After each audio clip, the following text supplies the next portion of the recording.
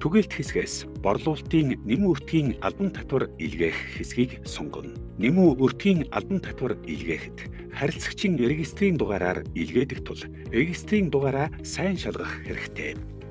Мөн илгээхдээ борлуулалтыг сонгож эсвэл бөөнөр нь илгээх боломжтой. Буцаах борлуулалт байвал борлуулалтынхаа хойд хэсэгт очин буцаалт хийх дарснаар буцаалт хийх боломжтой. Нэг борлуулалт дээр нэг л удаа буцаалт хийх боломжтой.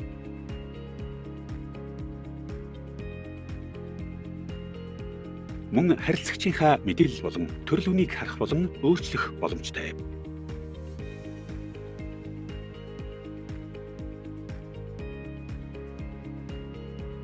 Нийт илгээх гэж байгаа борлуулалтын дүнгээ харах боломжтой.